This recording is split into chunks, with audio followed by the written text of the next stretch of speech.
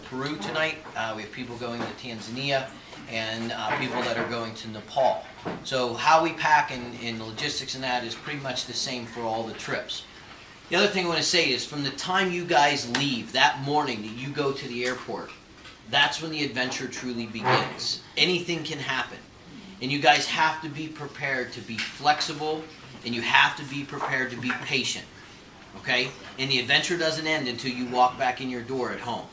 Okay? So anything that happens in between, we want you to know that, like I said, safety is very important. We always have backup plans. You know, we use the best equipment, the best guides, transportation, all of that to make our trips fulfilled with, you know, safety and success. Okay? And so we want you guys all to know that. All right? And then afterwards, when we get back, these trips will change your life. There's no doubt about it. And we hope that you share them with others and share your stories and share your photos that you take and all of that with our teams. Okay? You can see we keep growing every year, bigger and bigger. And we have a lot of great things going on our trips with our community service stuff, and that's what Kristen will touch base with. Yeah. And did you already show how many people are repeat people that are gone on more than one trip? Yeah, raise your hand if you've been on one of our trips already. Janine has, Lisa has, I guess Blair, I have. Nadia, yeah, Kinda. Roger. Well, Yep. like, Okay. yeah. And so again, we thank you for that. But let's talk about when I first left the country when I was 28. I'm 44 now. This is now going to be our 40th through like 44th expedition that I've done internationally. And packing is always the biggest concern with everybody. How do I pack? What do I pack? What's the most efficient way to put our stuff on the donkeys or on the horses or for the porters on the mountain? Okay? It is a system. First of all, let's talk about the first pack. We always use our backpack as our carry-on on the plane. What I put in here are things that are very, very important to me that I don't want to lose. Passport, money. You want your best pair of hiking boots either on your feet or in this backpack. Any electronics, phones, computers, iPads, iPods, any of that kind of stuff you want to bring. It is safe to bring those to where we're going. But I carry those on my person all the time. Okay? And at no time should anybody ever be without their passport. That stays with you all times. In Peru, we do turn them into the hotels we go to, and they give them right back to us, and we give them to you guys. But you should always have your passport with you.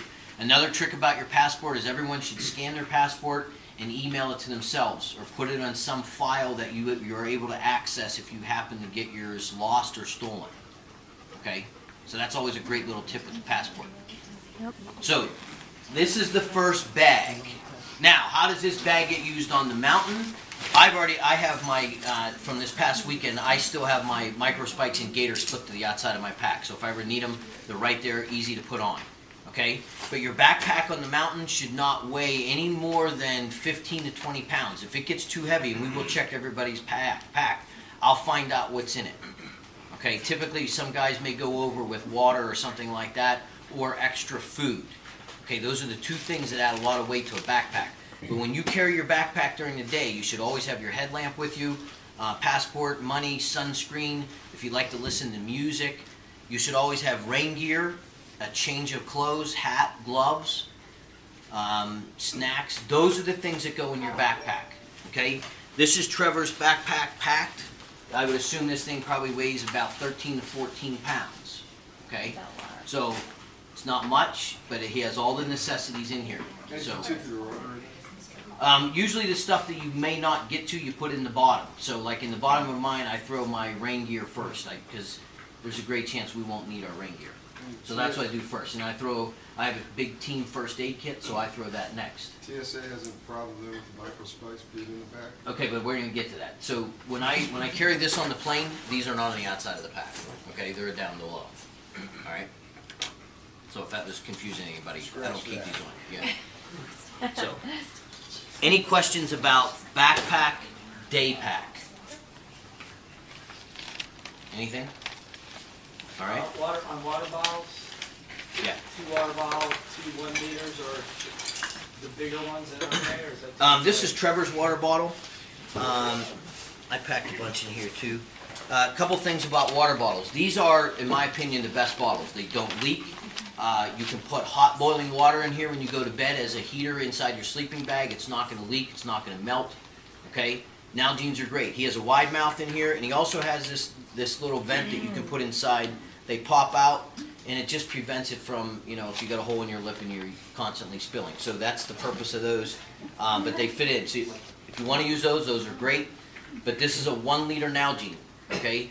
We totally recommend having a 2 minimum of these. Okay? 2 minimum of these.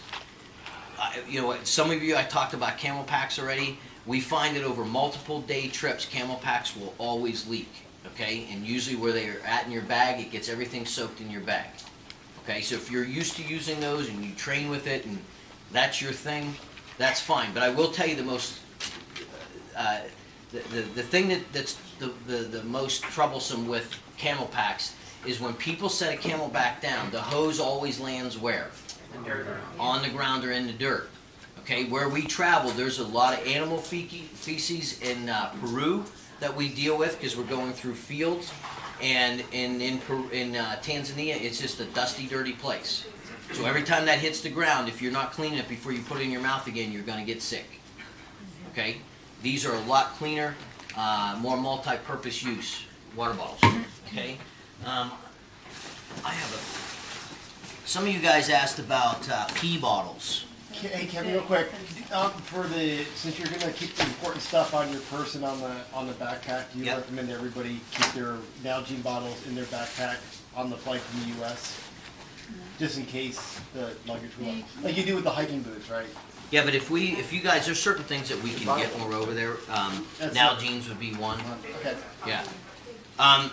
Ziploc baggies are always great for the little things. Your camera, your passport, your money, those types of things to keep them dry. You know, on the mountain and that, you will not have to bring out your passport. This is my pee bottle right here. It's 1.5 liters. Guys, you're not going to pee more than 1.5 liters in a night. If you do, that's great. That means you're well hydrated, I would assume. So, you know, we may make an announcement the next morning that Jack filled up his 1.5 liters. It's a new world record. That's right. Or you could overflow. Right. Women ask all the time, what's the purpose of a pee bottle? There's a couple things. If you would rather get up at nighttime when it's, you know, 40 degrees outside or 30 degrees or 20 degrees and put all your clothes on, wake up your tent mate, unzip, maybe wake up your neighbors and go to the bathroom when it's cold outside, you can do that. But if you'd rather just kneel up, go to the bathroom, close the lid, and go right back to sleep, that's the way to do it. Women, you can do the same thing. Practice in a shower. Those are hard to sit on. Yeah.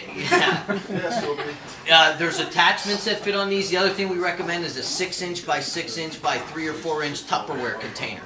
All right, for the ladies. Yes. I absolutely. Okay, so talk about that, Ellen. They are good. Janine needs to All right, so Janine, talk. It's my gift. She's my new best friend. Okay. These are wonderful for gals. They're a pee bottle, and they turn into gel Right. in the middle of the night. Don't have to get out of your. It's like a you don't big have to get bag. out of your bag. I'm serious.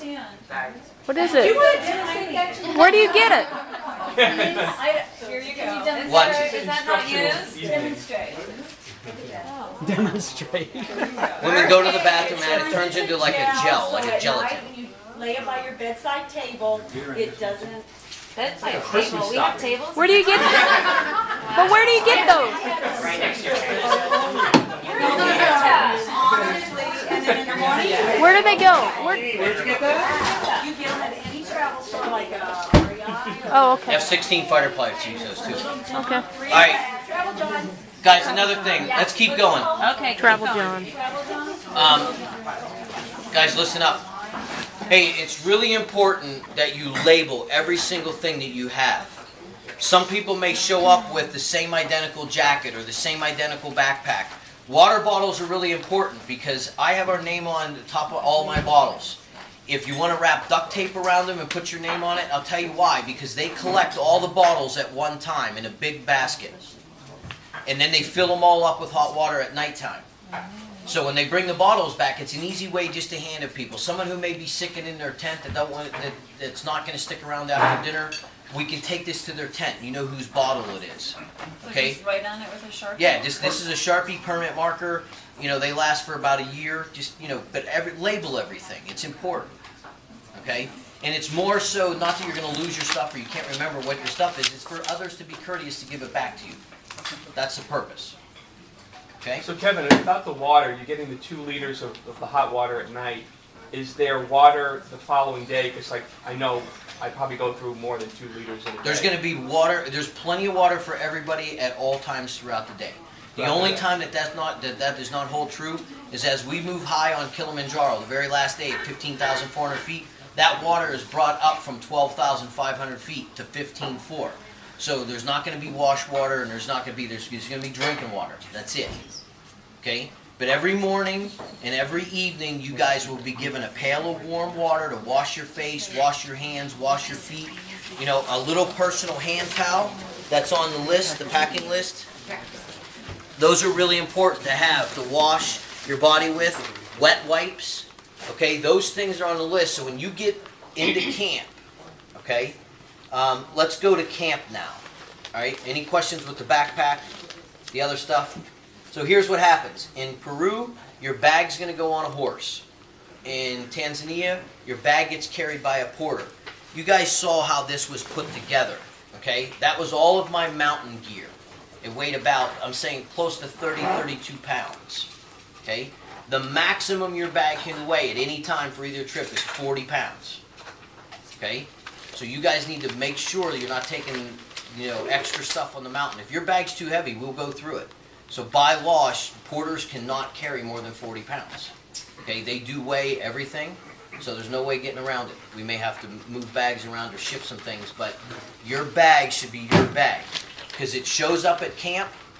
We arrive at camp several hours later. All of our tents are set up. That's the dining tent. Full table chair. You don't need to bring any eating utensils. The only thing that some people bring that they like is maybe a mug, like an insulated mug that you want to put a hot drink in. But that's really all you need to bring. Okay? And then your tents will be set up so you and your tent mate arrive. The pile of bags are there. You can have a porter help you. I will help you. Kristen will help you. Take your bag to your tent, and then you and your tent mate get set up. Okay? Now I'm going to show you my system for packing. Okay? Everyone should be allowed 2 50-pound bags. What's in the tent? There's nothing in the tent. No table? Tent. No, just yours will have a table. No outlet? Just a tent. Okay, all right, sorry. Sealed or unsealed? What do you mean? Top is sealed on the bottom or unsealed? Oh, Well, they're sealed on the bottom. Yeah, these are really good. Okay. They're Mountain Yeah. Hardware Trango 3.1 tents. They're $900 tents. They're amazing tents. So, We have They're the 4 greatest season gear. tents. this thing is not more than 40 pounds. No. No. Well, it may be on the way to your destination, but once By the you time pack you- it for the mountain, Yeah. it won't be more than 40 pounds because the rest of your stuff will be in another The bag other suitcase. at the Yeah. hotel. And you're rolling. Yeah, and I'll go. So Well, and Joanne just asked a great question too, just so you guys know. Kevin and I, the night before we actually leave to go on the mountain, whether it's in Peru or whether it's in Africa or in Nepal, the night before, we actually go to your room and we go through your mountain bag with you and we lift it and we check it and we go through it. If it's too heavy, we will take stuff out and we'll just tell you, you guys, it's not going to make it. So you're better off having us tell you to take it out now, because if we take it on the mountain, it's not going to go and you'll end up giving it away. So Kevin's right. You just got a shirt problem too. That's right. okay, so the bag system is this. So you go over. You may have a suitcase and you may have a duffel bag. Okay, that's how you're traveling over there. Some of the stuff you have your regular beat around the city clothes in, all your toiletries, all that stuff. And the other bag is just maybe all of your mountain stuff, okay?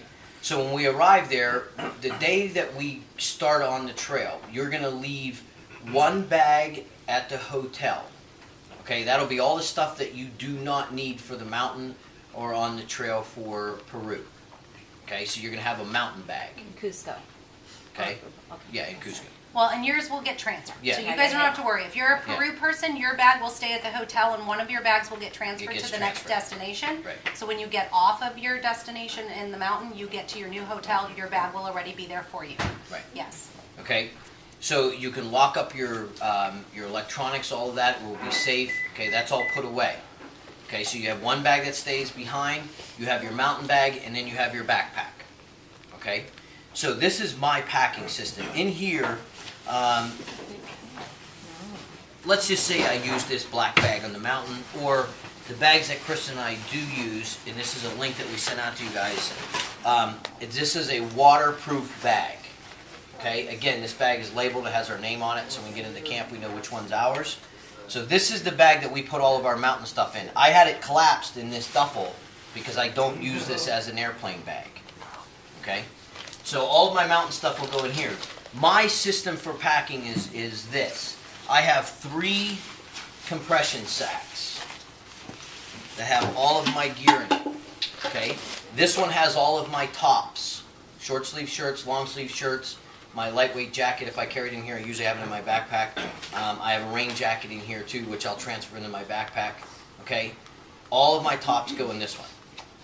Okay, these are all my pants, from shorts to long pants to rain pants. Pants. Okay, and then this one here is underwear, socks, hats, and gloves. Okay, so this is my system. And thermals? Well, if For the there's any thermals, if it was a thermal Top, top, it'd it would be, be okay, in the you'd top split, bag. okay. Okay, if it was a thermal bottom, it'd be in Okay. my bottom bag. Okay. Okay, And I know the question's out there, but nobody's raising their hand to ask. Yes, you can bring enough underwear for every day that you're camping. You do not have That to. was really on my mind. Well, Why wouldn't you? funny enough, all the men are gonna bring one pair of underwear and wear it for 7 days. Michael, do you have to wear underwear? That's a cool. Commando. In the bush. No, just this remember, you can always turn underwear What's wrong with inside just out one and wear it on pair? the other side. Unless you're a woman, just bring 7 pairs. Just in case. They weigh So I nothing. do have a question though. So he's packing 3 bags with 3 different, with similar items. What about 3 bags with day 1, day 2, day 3? Okay, It's no, very that's, confusing. It is. but that, some Okay. people like to pack that way, some people like to put Okay. every little day in a Ziploc baggie and zipper that thing shut. But you Okay. will get into each one of the bags regardless. Really? Yes. So all I'm saying is you may come up with a different system that may end up being too much weight for you, things like that. So just keep those things in mind. Now here's what else I have in my back. This is my sleeping pad, and this is my sleeping bag. Okay, a compression sack, which I showed you that. These can, what you do is you put the bag together and then you just cinch down on these straps. So it just makes it small and compact to put in your duffel. Okay, that's what. And this one is actually a waterproof bag. And to me, my sleeping bag is like the second most important thing to me. So it's got to stay dry and warm. His pillow. Yeah, obviously. Look at that thing. Yeah, look at It's that. like a It's monster. ginormous. It actually rolls up, it gets small. Wow, you are a diva. Diva. I want that. Helen has a question.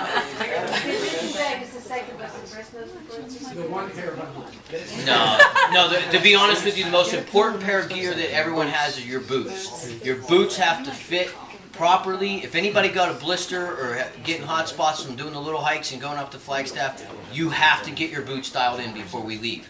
My hiking boots, these are my boots that I only wear them on summit day and I wear them around camp. This is all. That's the purpose of this boot. The boots that I'll wear on the trail every day are these boots right here. Okay, both of them are Gore-Tex. These are lightweight. They're low cuts. I love low cut. I wear footy socks. That's my system. Okay, what? Those are only for Summit Day and those are on the trail? I don't get it.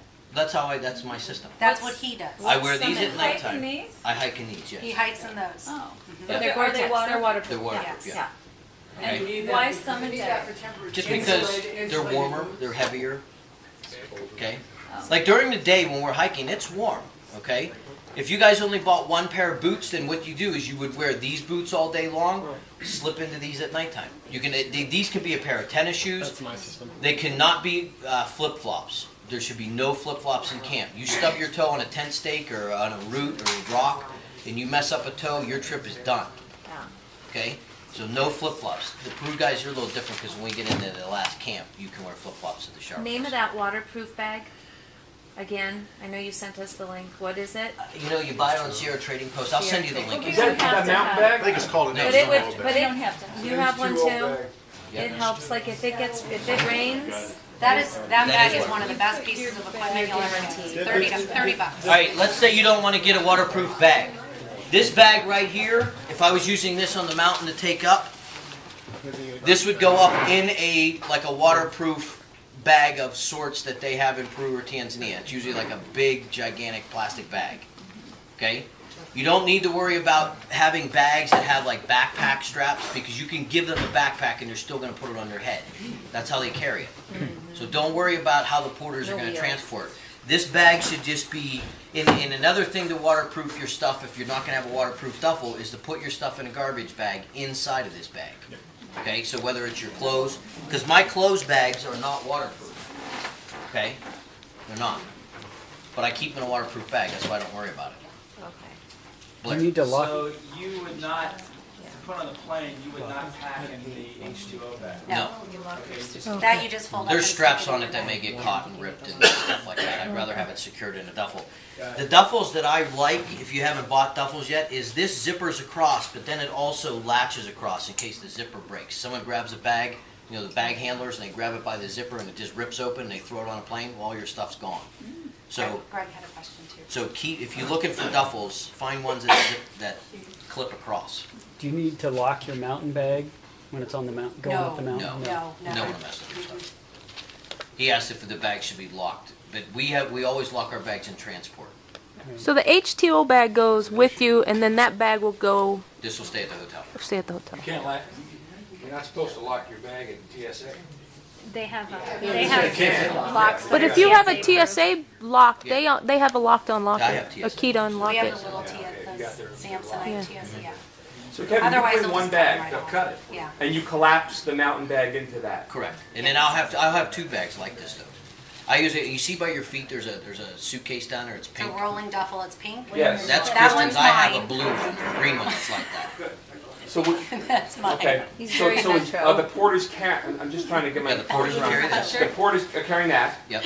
and the rolling duffel is your second piece of luggage can be left at the hotel. That'll be the one at the hotel. Correct. Okay, so Yep. that's just the mountain bag, Just the mountain bag. and the waterproof liner to keep everything dry. Dry. Yep. I'll make another suggestion. When you travel, it's always a good idea to, internationally, to Xerox your passport and put a copy in your bag. Yeah, that is a good idea. Okay, if you're just counting on your little name tag hanging on the thing, Yep. it's better to put right inside, so when you close it, the last thing that's on the top is your, your passport. It's just a good idea. Gerald. That is a I'm great idea. confused. You have a waterproof bag, which I got. Yep. And then you have your duffel. Mhm. Are you saying you put that duffel in the waterproof bag, or you just load it? I'll leave this one in the hotel. Oh, you just take the waterproof bag? And just take Oh, one. okay. Yeah, on the mountain, you'll only take the waterproof So bag. you'll end up having two suitcases at the hotel then? Yeah. Your roll-on and Yeah. the, right? Okay. Yeah. This One's just empty and one you can just throw Okay. into the other. Yeah, so Got it. you'll have two. If you took just the waterproof. Yes, So that waterproof bag is all you have on the mountain. yes. Right, This is okay. the only thing other than your backpack. Okay. Ah, So when I Got it. pack, all the stuff I've been taking out of here will be in this, and this goes up on the mountain. This is my mountain bag. Okay. I have done But things like that's this. good That's enough. fine too. But that's good enough Totally if good people enough. have that. Some people do. Yeah, yeah. Yep. Here's another sample of a duffel bag. This is actually just a really hardy one. It's got a couple tie-down straps, things like that. This has been all over the world. So, but those are really hardy. Those are good for yaks and animals because they're not going to tear that up. Those Yes. yaks. My question is, you said you could bring electronics because they'll be locked. Could you clarify that? Like, do we need to bring a suitcase that's staying in the hotel that you can lock? Or is the hotel locked? The hotel locks it up for us. Okay. Yep. We have They have a private storage rooms. Yep, we have storage units that they lock up. Let me ask another question. For recharging stuff like that, what kind of outlets, and is it a 220, do you need an adapter? You do need adapters. What kind do you need? you know, what is It's it? What? type C. What's that? It's type C. Yeah, so you know, Peru is? Bruce I type C. couldn't tell you the exact. I could tell you if you look at those prong. You know, when you buy like a multiple kit one, Yeah. it'll tell you which one's used for South America. Type C is And the that- ones that are saying used in Europe. It's two So small it's the round prongs. It's the round prong, Yeah. but they don't have a cycle. You know, yeah, what about Africa? They have what? You don't need the small I transformer think Africa's stuff. type C. No. Some places. And the Type places C, that we stay at in Peru will have 110s I'm pretty for us sure to it is, plug Roger, into. because it's Yeah. the same one. But they just need There's a an good adapter site that plug. I've gone to before because I've Asia's got the same looking one. It's a Type F, and it looks like the Type C, only it's thicker, round plugs. Yeah. Any questions about Do you packing? keep your sleeping bag in your carry-on? No, Okay. no. I don't care about that. I mean, if it doesn't make it, then there's some stuff to rent there, yeah. Alternate, okay. And the way you went to Peru last year, you should be doing everything right down there. Okay. Let me ask you another Okay. question about customs. Yeah. Okay. For example, we're bringing some nice things to give to the children at our different orphanages. We're gonna have an issue at customs with that? I mean, to give you an example, we're bringing some watches. I come in the country with 15 watches, somebody's gonna go like, what are you doing here, dude? You know, is there a duty for that, or? You know, In Peru, in Tanzania, we do not have issues with customs whatsoever. In Peru, they're a lot stricter. So one of the things that we're doing is we're taking some computers, but if I was to show up with 4 computers, I would get busted. So we'll pass them out to people, that would be one thing. If you want to distribute the watches amongst the people, we can do that too. You walk in with like 4 watches on your arm? Or Yeah, something? but that does bring up a great point, because Kristen and I purchased 6 wheelchairs that we are taking. These are incredible wheelchairs. It's right next to Ira, but this is a professor down at U of A who has invented these wheelchairs that are they're really good off-road wheelchairs, and these are made for the size of kids. So we're taking 2 to Peru, and we do need some people to help get these wheelchairs through the airport, so we don't have to pay customs. So someone may have to complain about a broken ankle or a twisted ankle. About a broken arm. All right. I have a scar. We can, I know you're coming down there. call it a surgery of some sort. Yeah, you get it all here. Yeah, but they know that you're going out there and go and get some humanitarian. Not necessarily. So when you get to customs, they don't give you. No. You could be in the wheelchair. It's all random whether you have to go in and check. Are they as corrupt as a lot of them? Yes. All right. Any other questions about packing mountain? Where are your jackets? Where my jacket is? Your down jacket, yeah. All right, here's the thing. My down jacket never goes with me on my person throughout the day. It won't get cold enough for that. So my down jacket is with my tops, in my tops bag. What I carry in my backpack is my Gore-Tex jacket. Okay, because it's waterproof, it's warm if we get inclement weather, and I know my temperature range with my Gore-Tex jacket could be really big. So that's what I keep in my backpack. Vortex or fleece? Both. You'll have both. Fleece is a great layer. Let's say we start out in a shorts and a t-shirt. I'll give you a great example. We start out in shorts and a t-shirt, we get an hour into the rainforest, we get an hour on the trail in Peru, and inclement weather blows in. You have to know exactly where everything in your backpack is to put it on as fast as you can. Okay, if that's what it caused, if that's what the need to do is. So as fast as you know where everything is and you get that on, you're fine. Let's just say it gets a little bit cold. The clouds blow in, the temperatures drop a little bit. You may want to put on your lightweight long jacket, like your fleece. Okay, or you put a hat on and lightweight gloves. Okay. Let's say by the time we get into camp, as it gets closer to evening, the clouds bring a little bit of mist. You put on your rain gear, your hat, gloves, and your Gore-Tex jacket, and then away you go to camp. Okay? So it's at times you could be constantly taking clothes off, taking them off, but pretty much the weather holds stable. You're going to be hiking shorts and a t-shirt quite a bit. Everyone has a body temperature that's different. Okay? So just know how your gear works. And if I take off my beanie cap, how much is that going to cool my body down? Okay? How much does it cool my body down to unzip my coat halfway? Those types of things. We talked about going to Flagstaff last week, and I said the first 15 minutes, some of you are going to be boiling hot. Lo and behold, before we got into the woods, people were sweating their butt off. Okay? So your body produces a lot of heat when you carry weight. Okay? So you can actually start out in fairly lightweight clothes. Okay? Blair. Yeah, I have a question about layers. Mhm. Okay, so you said in your day pack, you got rain gear. Mhm. So that's like a light Gore-Tex windbreaker thing, Yep. like that. But you're also saying put a fleece in there too? Yep, like a Yeah, lightweight. you want me to get my systems jacket out? Sure. So let's say I start in shorts and a t-shirt. My next layer might be a lightweight long shirt that's in my backpack. Right. I have my fleece jacket in my backpack, Got it. and I always have my wet gear in my backpack. Okay. And I know that no matter what the temperatures range on the first 6 days on Kili, I won't need any more than that. How about temperature rating on the sleeping bag? I say, you know, okay, let's say you're a warm-bodied sleeper, you could probably get away with a 10 to 20 degree bag, okay? If you're a cold-body sleeper, you should be at 0, -10 degree bag, okay? We do little tricks to add heat. We talk about... Cute. Thank you, Vanna. I've never seen my jacket before. So this would be like a lightweight fleece jacket. This is a sample of one. I have clothes in there too to pull out. So hold that. This is Kristen's outer Gore-Tex waterproof jacket. Okay. And then this is a lightweight. This is an incredible technology that North Face came up with. This is like a 900 downfill bag, but it's super lightweight. These are very warm. They're windproof. Okay. But this is her outer down warm jacket. Okay, she'll wear it camp, yes? And then on summit day, you're wearing this, or if you're not wearing it, you have it in your backpack, and then when we stop for a break, you throw this on to trap all that body heat. We're going to talk about regulating body heat every single day. That is so, so important, because regulating body heat, it conserves energy, it helps with your hydration process. There's a lot of things that go on if you're not regulating your body temperature the right way. Okay? I brought some other layers of clothes too that you guys can take a look at. Again, this was my bottoms bag. This is like a lightweight pair of long underwear. It's just like a fleece. Question. Sometimes I'll sleep in this when it gets cold. Okay, if you got the high-end Under Armour, what level? 3 or 4? I don't know their rating system. I've never used 3 their is stuff. extreme cold. 4 Okay. is really hard to get. That is super extreme cold. Okay. Yeah, I would just take a look at it. I really don't know. I won't go anything warmer than this as a base layer. Just because my lower body is very, very warm. Okay? And you guys may not see me in gloves until summit day, and that's it. This is a lightweight pair of rain pants.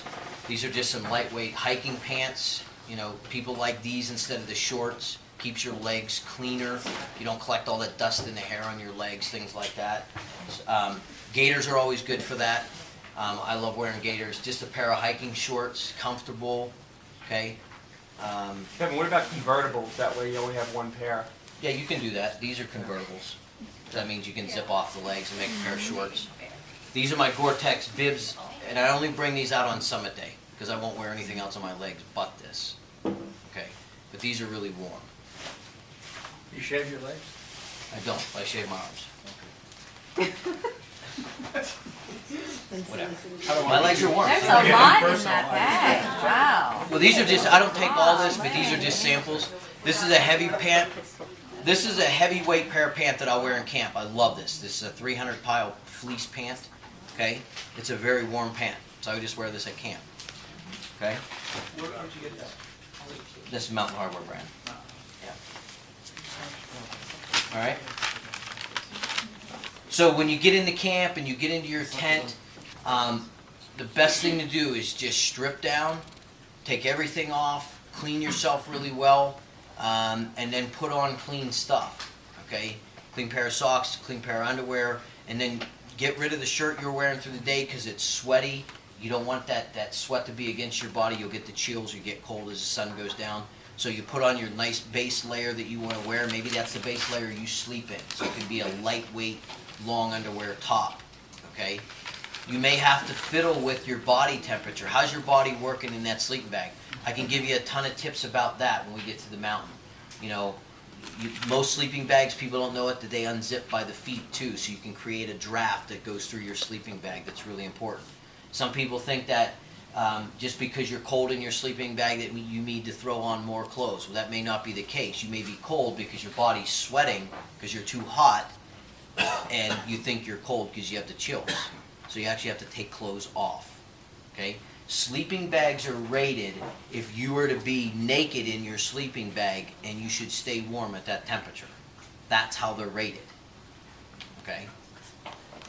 Yep. So Kevin, so you have that duffel there, and then you have the waterproof and vacuum. Why couldn't you just bring one duffel that was waterproof? Like, it seems like you have, like, couldn't you just have one waterproof duffel along with your rolling? Yeah, you can. And then I'm just using this as- eliminate the liner? Right, I'm just using this as an example. Dan, if you want to take this as a bag, or if you want to take that as your mountain I would bag, take, you can do either yeah, one. that one, because that would be waterproof, right? Right. Be all covered. But it has straps on it. He just doesn't. Don't they make waterproof duffels? Yeah, They we do. have one. Yeah, so then you just need that. Right. All right. So when you get into camp and you get your things changed, we usually do, at both camps, we usually do a snack around 5:30. Dinner is usually around, anywhere from 6 to 7 o'clock. Okay? And you eat like kings and queens. You truly do. There's plenty of food. If anybody that has allergy issues, we will take care of that for you with your cooking. But we do need to know prior, so Yeah. please don't surprise us on the mountain and tell us you're gluten-free once we're at Camp 1. We need to know all that before we go. And I know it's on your paperwork and stuff like that, but don't hide if you're gluten-free thinking we can't cook for you that way, because we can. And we have. Okay? And then typically after dinner, you could chat depending on how you feel. We stay up for a couple hours, just Is there a campfire? telling stories. No, there's no campfires. No? So Marshmallows? actually, on the third night of your trip will be a campfire, yes. Okay? Depending on the weather. There's no campfire on Tilton. No, there's no burning inside the national park. How about singing? Can you sing? You can sing all you want. What do people typically do for camp shoes? Camp shoes? Yeah. Tennis You- shoes you or said- lightweight shoes. Okay. Yep. You said you wear your boots. I wear my boots, yep. Okay. Just to keep my feet warm. Yeah. So when's lights out? People. Lights out can be, we ask you guys to be very respectful of time at night, because when you talk in a tent, every single person can hear you. We also say that wake up is at 6:30 in the morning, and nobody should be up and loud before 6:30. You actually get waken at your tent with coffee and tea offered to you. We'd say take about a half hour to wake up. Between 7 and 8, you're going to be packing your sleeping bag back up. Your sleeping bag, all of your clothes. If you're going to change out in the clothes you're hiking in compared to what you slept in, you have 1 hour to pack everything back into your duffel bag and go to breakfast. Okay? Do we Then- take down our own tents too? No, you do not take down your own tents. All that's taken care of for you. All you need to do is pack your bag back up before you come to breakfast. Then you go to breakfast. Afterwards, we mill around and we try to take off at 9 o'clock on both trails every single day. So that's your time So frame. you're Wake up at breakfast 6:30, out by 9. Completely ready to hike. Correct. Go to breakfast completely ready to hike. The only thing you may do after breakfast is put on sunscreen, things like that. Wait for the last person to get ready. We always have a team huddle before we take off. We talk about the day and what to expect.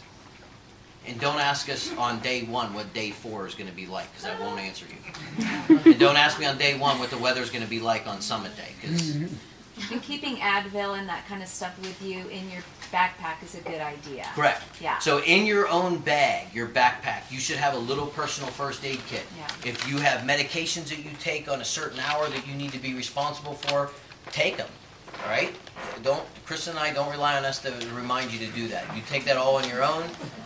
If you know that if it's a time of the month for you ladies and you need to bring extra stuff for that, that stuff should be with you. What Chris and I carry are large first aid kits, okay? With anything and everything in there to take care of something that arises. If you don't have something, we will assist you with that, okay? If for whatever reason, heaven forbid that someone gets injured or hurt, we will have stuff to take care of that as well. Evacuations from anywhere on the mountain on both trips can happen within less than a half a day. I don't care how far up on the mountain you are, you can be swept off of both places pretty quick.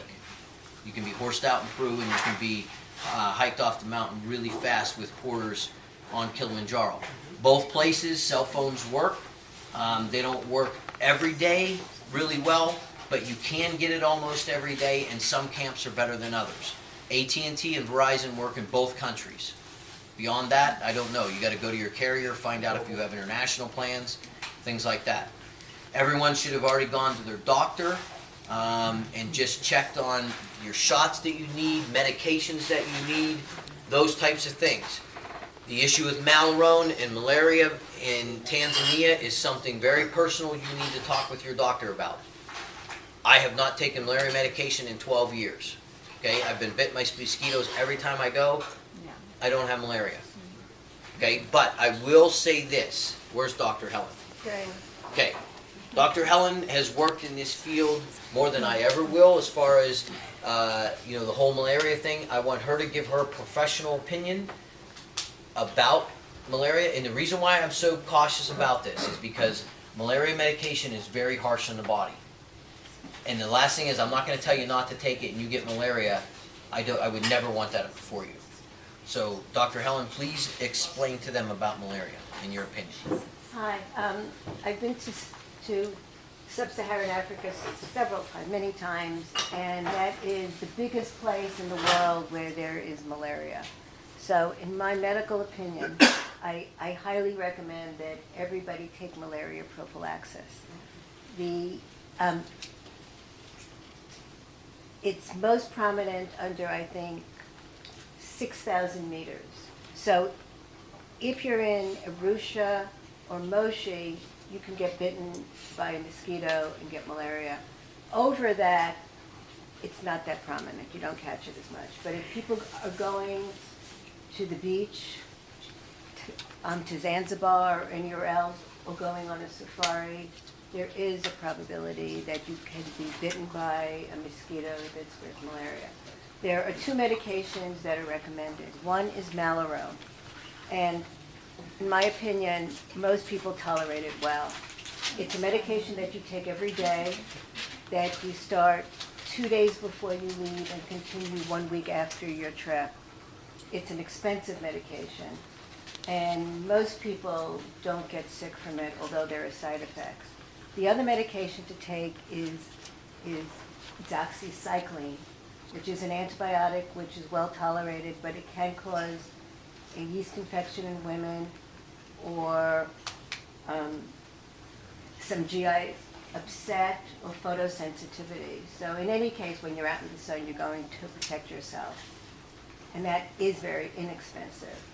But I highly recommend it. I copied some sheets, but I left them in my car, which is not here. But if anybody wants to write down my email and phone number, I'll be glad to talk to you and answer any questions. And Kristen and I, we can, in our next email that we send out, we can give you Dr. Helen's I'm more than information as happy well. to do that. You said 6,000 meters, but 6,000 feet. I think you meant 6,000 feet. I'm sorry, Yeah. I meant 6,000 feet. 6,000 meters higher than Listen, Kilburn. Arusha's around 4,000 or 5,000? Yeah. Am I Yeah, right? Arusha's about 3,500 to 4,000 Okay. feet, and then Moshi is right around there as well. Yeah. Also, my, The real good DEET does not really prevent the mosquitoes from. Well, just be careful with DEET also, because if you get DEET on any of your Gore-Tex gear, the DEET will cause a hole in your DEET, in Right. your Gore-Tex. And that's 100% DEET, but I Yeah. think it's a little better with the 30% DEET, and you just have to apply that more often, And dawn and dusk is the most common time that you can get bitten. So you should probably wear socks at dawn and dusk, particularly dusk when you go out there and you're trying to cool off. They bite more on the neck area, on the ankles, and the wrists, so you might want to cover yourself. Oh, long sleeve shirts. Long sleeve shirts, Even right. in Arusha and places like that, you should probably wear long sleeves. Absolutely. So yeah. how does it work with Diamox? How does that? Well, that's altitude sickness. No, but I mean, how does it work combined? Is it okay It's to okay. preemptively take Diamox? With either of the two medications. Because I've heard, Well, that some preemptively, I don't people- know, you don't do it Some people take it preemptively. preemptively and some people take it when they get symptoms. Well, You we, have a plan with Diamox. We right? have a You plan with protocol. Diamox, yeah. It's Okay. very different how we prescribe, or we don't prescribe it. How we suggest that you use it, only based on the information we learned in the Wilderness First Responders class, and also all of the information that we've read. And it has been incredibly successful to have you guys medicate on Diamox by getting 125 milligram tablets. This is very important that you guys hear this, because I've heard a couple people say we got 500 milligram capsules. You do not need 500 milligram capsules. even the men don't. No one needs Okay. 500 milligram capsules. It's hard to get 125 milligram Then get tablets. So get the 250 250 and cut them in you half. can cut it in half. Yes, and that's what I was gonna say. There are doctors that will give you the 125, Well, I but if couldn't- you can't, It's get not the even given by 250. these pharmacies. Yeah, and that's I fine. got it. So as long as I you was get able the to get it. 250, cut those in half. Even, it doesn't matter what your body weight is, it matters how you feel. And that's what we've learned with Diamox, is that You take one for 125 milligrams. You take one when you know that we're going to be going into the beginning stages of altitude. So if you know that we're starting at 7,000 feet, so you're going to take your first Diamox at 125 in the morning. It's a diuretic. It's going to make you go to the bathroom a lot. So be ready for a lot of urinating, and then you're going to have to rehydrate because you're urinating a lot. So just know that ahead of time. If you feel good with 125 milligrams, then the next morning take 125 milligrams again. If you don't feel good on 125 milligrams, that night you need to let us know you don't feel good on 125 milligrams, and we'll up you to another 125. So you'll do 125 in the morning, 125 at night. Then the next morning you'll start the 125 again, and then 125 again at night. That is the most that you need for Diamox. You're going overkill if you put more Diamox in your system. More Diamox is not going to make you feel better. It's how you put it into your body and how you spread it out through your system.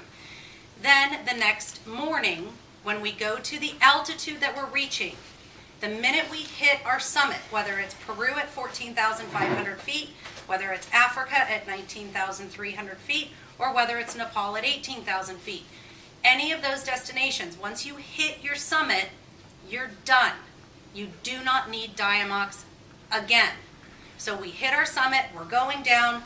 When you're down to 13,000 feet, there's no reason to take Diamox again. Now you get it out of your system completely. That's how it works. I do use the Diamox. Kevin does not use Diamox. I've used it now in Africa, all 3 summits. I've used it in Peru twice out of 5 trips. I knew 2 out of my 5 trips, I had some different changes that I really felt and totally knew that I needed it. Going from Lima to Cusco, you're starting in Lima at sea level. You're going to Cusco at 11,000 feet. When you get off that plane at 11,000 feet and you start getting lightheaded, you're taking it immediately. Or you can just be preventative and take it in Lima. Will I take it in Lima this year? Yes, I will. Because I know last year I had an issue going from Lima to Cusco, and normally if you have an issue once, you will have an issue again. So at breakfast before getting on the At plane? breakfast before we get on the plane, I will say to everybody, hey, this is the first time that you should probably take it if you want to start on it. And I go through all of it with you and I ask you, and we write it down. Kevin and I keep track of all the medications you're taking, whether it's Cipro, whether it's Malarone, whether it's Diamox. We write down every single medication you're taking and we keep it on our log. So for people going to Peru, in Lima, if you pop a 125 and you feel great that night, don't worry about taking it, just take it once a day. Yes. The Unless you don't things feel that we may encourage you guys to take it is if you say to us after the first night, hey, I didn't sleep a lick last night. Okay, that's something that you may want to start on automatically because you can't go 2 nights without sleeping or 3 nights without sleeping. You want to be sleeping. Okay, if you start with a headache during the day, that may be another thing that we may start you on with Diamox. Okay. And you need to be very careful also thinking about sleeping pills. If you have never taken a sleeping pill, don't start taking them in Peru. Don't start taking them in Tanzania. What I would suggest is you're not going the Ambien route. You would be going maybe an all-natural herbal route or something that won't upset your stomach, something that you've tried here at home. Don't start a sleeping pill in a different country that you have never tried in your body before. Let me ask a question. What about prophylactics some people suggest for altitude? For example, ginkgo.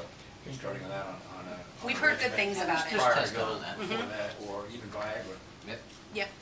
We've heard good things about that, but also that there was issues with it from a Problem with Viagra standpoint. is that you make a lot of noise in your tent, but it's good. No. The symptoms last for more It's- than 4 hours, though. Viagra was originally prescribed as an altitude sickness drug, just for those of you that don't know the actual history of Viagra. It was actually always prescribed as an altitude sickness drug, and then they found out that it had other, benefits as well.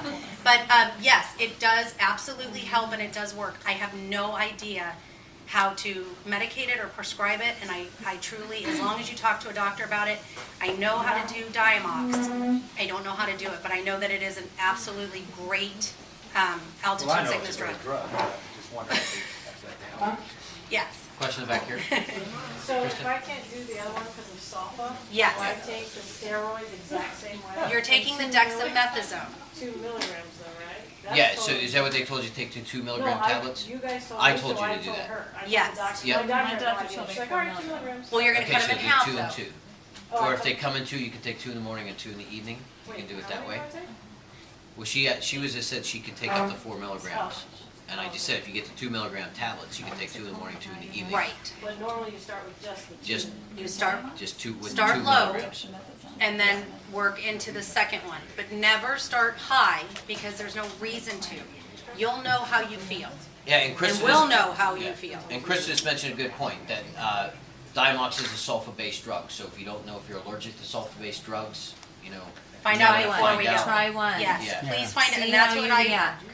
definitely Right? take the drugs before you go. So even one day, just take one in the morning before you go hike Squaw Peak or before you go hike Camelback, or so you can feel what it feels like in your system. If you're gonna have a reaction to it, you'll know immediately. Or before you go to work.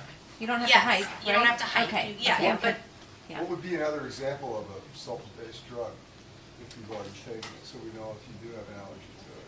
Bactrim, I've had them sulfa, for bladder sulfa.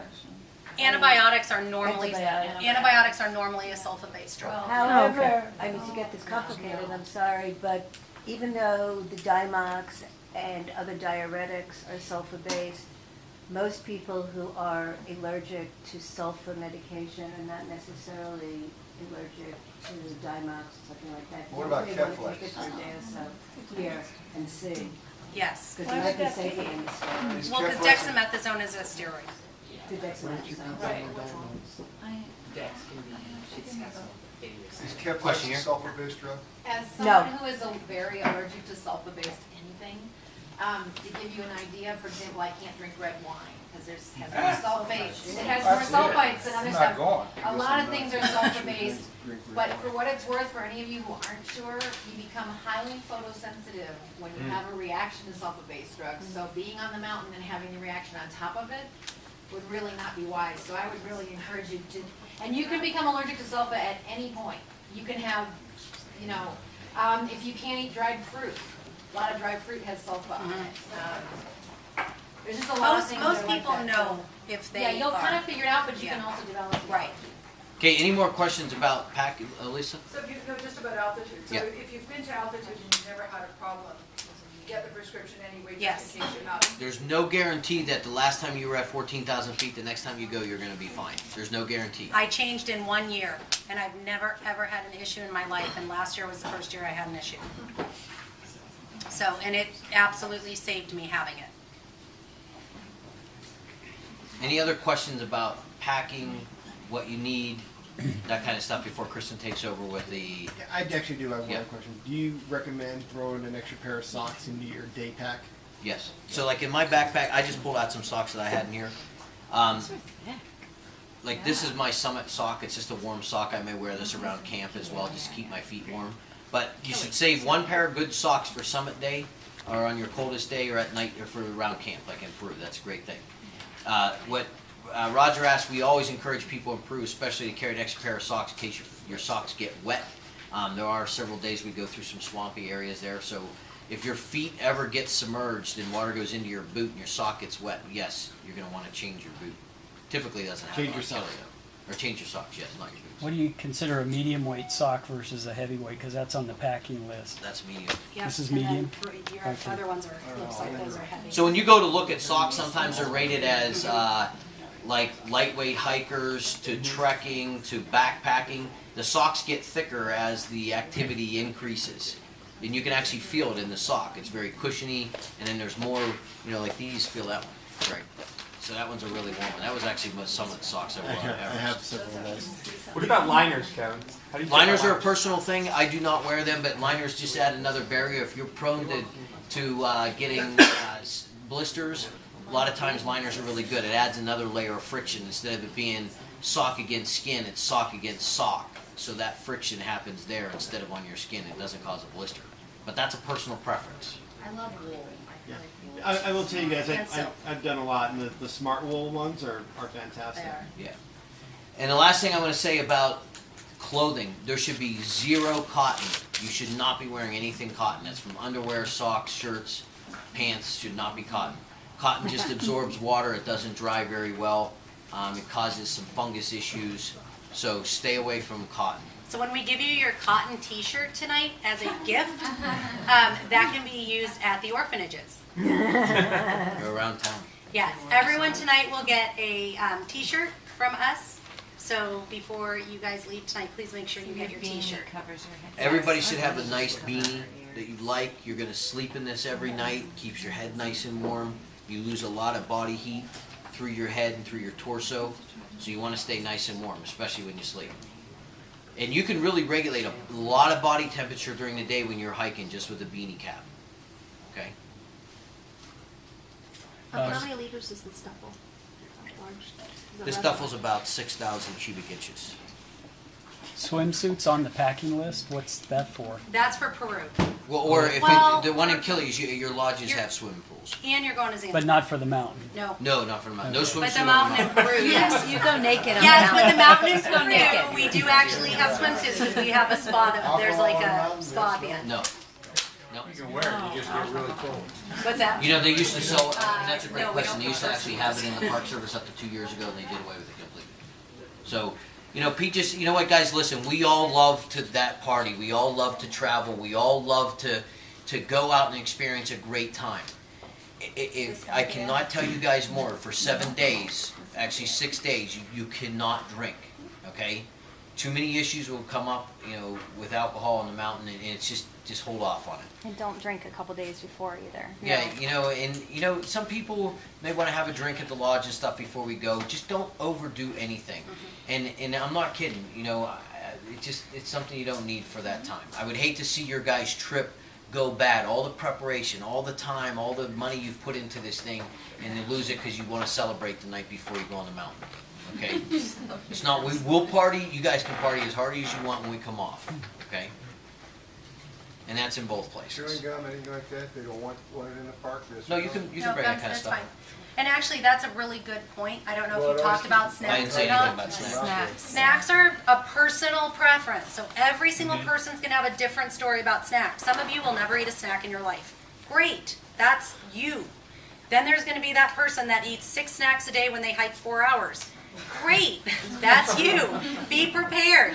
Snacks are something that are personal preference. So, like Janine will have 30 goos in her pack that she will eat all day long. Can't even imagine how she does it, but she does. And then there's a person that doesn't have any snacks at all.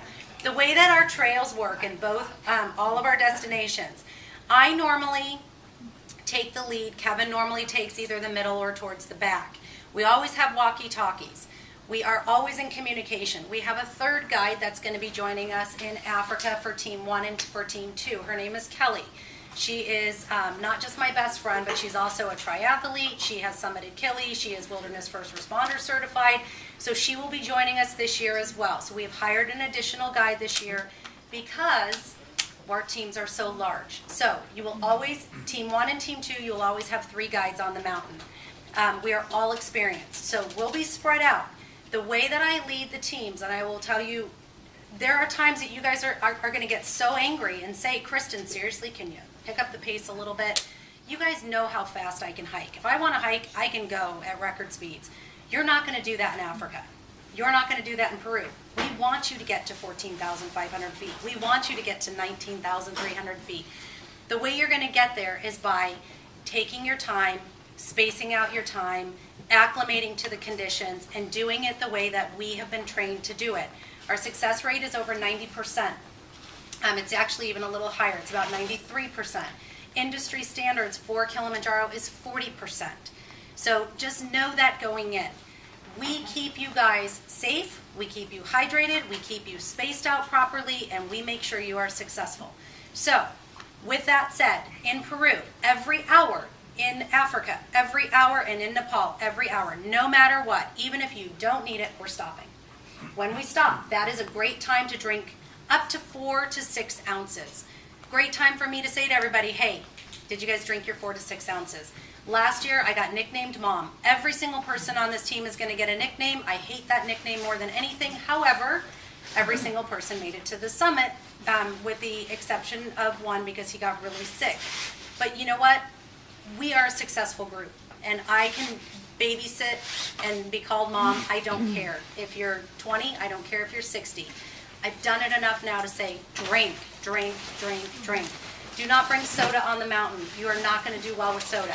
If you are going to bring soda on the mountain, make sure you have enough water to compensate for the soda that you're bringing.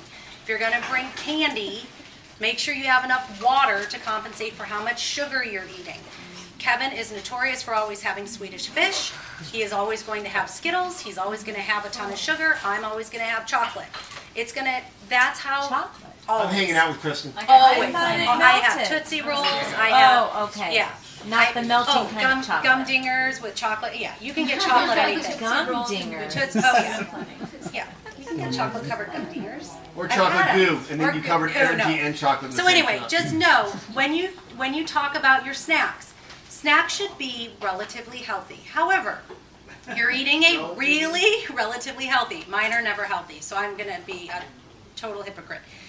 Snacks should be relatively healthy. Beef jerky, Fig Newtons, snack pack crackers, stuff like that. are all Basically, great. you want to protein get bars. You want to get two things out of it. You want to get a nutritional value, and to some extent that could be just calories or what have you. But you also want to enjoy it because the food is really good, but it just may not be your thing day after day.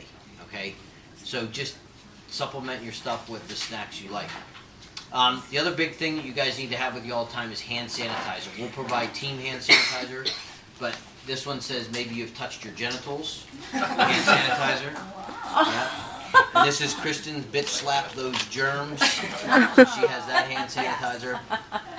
Yes, they are funny. They were given to us as gifts. But it is very, very important that you always wash your hands, prior to going to the bathroom, prior to eating, and then always afterwards. Okay, we'll talk about passing snacks and stuff like that, being clean, but you always have to think about your hands being as clean as possible. Dane. We talked about you might feel sick on the mountain, and I hear that many people feel that way, right? It's very common to feel a little sick. Is there ever a situation where is it kind of a go no go, or is it possible maybe if you need a little bit more time, like is it just you going up or you going down, or is it possible to just delay it a little bit and then when you feel better go back up? I'll address that in a couple different ways. One, there's always that suck up value. Suck it up. There are times where you're going to know that you're really sick, or there's times where you may be just battling something that's exhaustion. When we start that next day in that time frame from 6:30 to 9, if you physically can't function during that time and get up and go, we may extend it a few hours later than that to move. But if you can't go and we test you with a pulse oximeter reader and you're really low on that reading, or if you've been throwing up and you've had diarrhea or whatever that case may be, then that's a decision will make you go down. If you're just battling fatigue, or maybe you have an upset stomach, maybe you have thrown up, and you start a bout of like Cipro or an antibiotic of sorts, that usually kicks in within 24 to 48 hours. So the suck up part is, do you want to suffer for those 24 to 48 hours? You can continue to move, you can try to force fluids and food in you, and you just go. Eventually you may feel better, at times you may not. I've had people go all the way